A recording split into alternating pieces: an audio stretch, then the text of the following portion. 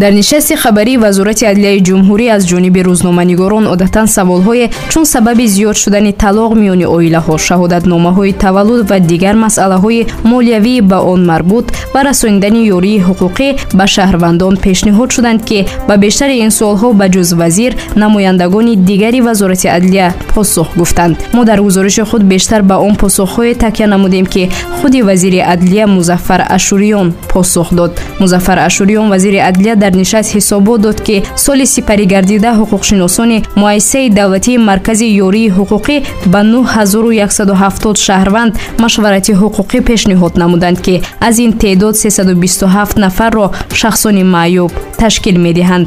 ҳамчунин тариқи телефонӣ низ ба вазорат шахсони ҳуқуқию воқеӣ муроҷиат намуданд ки ба ҳамаи онҳо посух гардонида шудааст.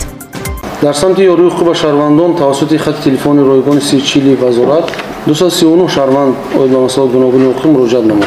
ҳамзамон ҳуқуқшиносони давлатӣ ба 9170 шаҳрванд машварати ҳуқуқӣ пешниҳод намуданд. аз ин шумора 2968 мард ва 6202 занро ташкил дод ки аз шумораи умумӣ 327 нафар шахсони маъюб низ мебошанд.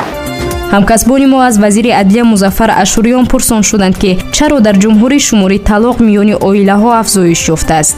вазири адлия низ дар ин маврид сабабҳои иқтисодиву молиявӣ, муҳоҷират, ҳамдигар нофаҳмӣ ва надоштани маълумоти заруриро пеш оварда онҳоро омили асосии пошхӯрии оилаҳо донист.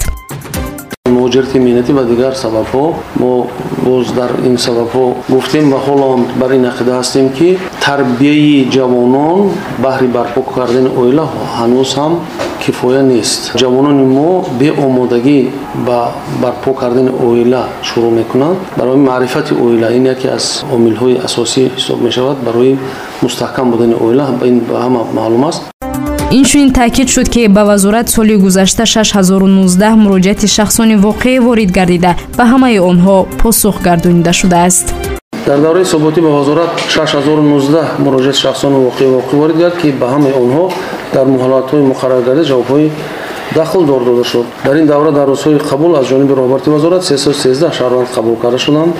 бино ба маълумоти ҳисоботи вазорати адлия ҷиҳати мутобиқнамоӣ ба талаботи Конститутсияи ҷумҳурии Тоҷикистон, қонунҳо ва бо мақсади бартараф намудани ихтилофу норасоиҳо дар санадҳои меъёрии ҳуқуқӣ 4 лоиҳаи қонун, 2 лоиҳаи фармонҳои Президенти ҷумҳурии Тоҷикистон ва 8 лоиҳаи қарори ҳукумати ҷумҳурии Тоҷикистонро таҳия намудааст. ба таъкиди масъулин вазорати адлия соли 2022 149 аризаи ба қайдгирии иттиҳодияҳои ҷамъиятиро бо сабаби мухолифат доштан ба қонунгузории ҷумҳурии Тоҷикистон ва риоя накардани муқаррароти қонуни ҷумҳурии Тоҷикистон дар бораи иттиҳодияҳои ҷамъиятӣ рад намудааст. Парвина Самандарзода, Радиои Тоҷикистон.